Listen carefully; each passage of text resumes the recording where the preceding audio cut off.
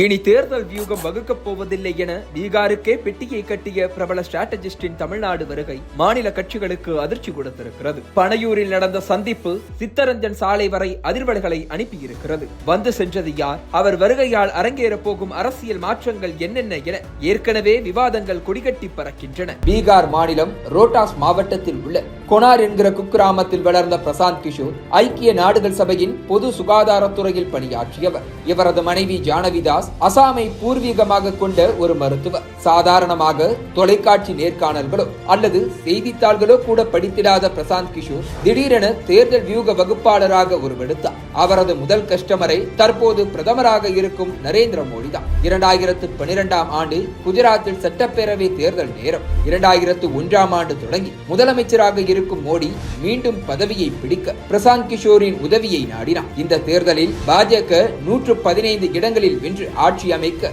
மீண்டும் முதலமைச்சரானார் நரேந்திர மோடி. பிரசாந்த் கிஷோரின் புகழ் மெல்ல வட மாநிலங்களில் பரவத் தொடங்கிய நேரம் இது. பாஜகவும் 2014 மக்களவை தேர்தலில் பிரதமர் வேட்பாளராக மோடியை முன்னிறுத்தி இருந்தது. மோடிக்கு என ஒரு பிராண்டை உருவாக்க பிரசாந்த் கிஷோர் மீண்டும் பணியமர்த்தப்பட்டார். சிட்டிசன் ஃபார் அக்கவுண்டபிள் கவர்னன்ஸ் என்கிற பெயரில் ஒரு நிறுவனத்தை தொடங்கினார். நாடு முழுவதும் உள்ள சிறந்த கல்வி நிறுவனங்களில் இருந்து 200 பேரை வேலைக்கு அமர்த்தினார். ஒட்டுமொத்த டீமும் சோசியல் மீடியா வழியாக ஒரு மோடி அலையையே உருவாக்கினர். குஜராத் மாடலை பார்த்து இந்தியாவின் மற்ற மாநில மக்களும் ஏங்கும் அளவுக்கு ஆன்லைன் விளம்பரங்கள் தூள் பறந்தன.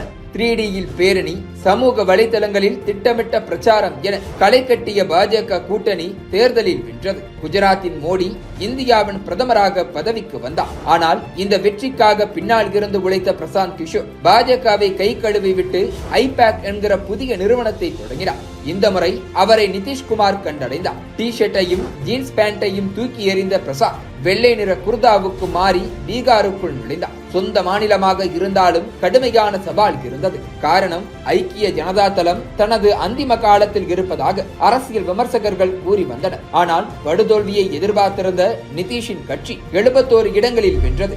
மகா கத்பந்தன் கூட்டணியில் முதல்வர் பதவியும் கிடைத்தது. இந்த கூட்டணியை உறுதி செய்து கொடுத்ததே பிரசாந்த் கிஷோரின் தேர்தல் வியூகம்தான் என சொல்லப்பட்டது. அதற்கு ஏற்றாற் போல முதலமைச்சர் நிதிஷ்குமார் பிரசாந்த் கிஷோரை தனது ஆலோசகராக நியமித்துக் கொண்டார். இதனைத் தொடர்ந்து 2017 பஞ்சாபிலும் உத்தரப்பிரதேசத்திலும் காங்கிரசுக்காக களத்தில் இறங்கினார் பிரசாந்த் கிஷோர். பஞ்சாபில் 10 ஆண்டுகளுக்கு பிறகு காங்கிரஸ் கட்சி ஆட்சியை பிடித்தது. பிரசாந்த் கிஷோரின் புகழ் வட மாநிலங்களில் இருந்து தென் மாநிலங்களை வந்தடைந்தது. ஆனால் அதே 2017 உத்தரப்பிரதேச தேர்தலிலும் காங்கிரசுக்கு வியூகங்களை வகுத்து கொடுத்திருந்தார் பிரசாந்த் கிஷோர். ஆனால் காங்கிரஸ் கட்சியால் மொத்தமுள்ள 403 தொகுதிகளில் 7 இடங்களில் மட்டுமே வெற்றி பெற முடிந்தது.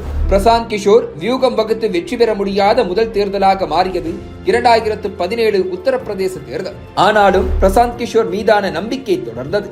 2019 ஆந்திராவில் ஜெகனுக்கு ஆதரவாக களமிறங்கி ஆட்சி கட்டிலில் அமர வைத்த பிரசாந்த் கிஷோர் அதே ஆண்டு டெல்லியில் கெஜ்ரிவாலையும் முதலமைச்சராக்கி இருந்தார். இதனால் பிரசாந்த் கிஷோர் பேசும் ஒவ்வொரு வார்த்தையும் மீடியாக்களின் கவனத்தை ஈர்த்தது. 2021 தமிழ்நாட்டில் திமுக, மேற்கு வங்கத்தில் திரிணாமுல் காங்கிரஸ் என ஒரே நேரத்தில் 2 கட்சிகளுக்கும் வியூகம் வகுத்து கொடுத்தார்.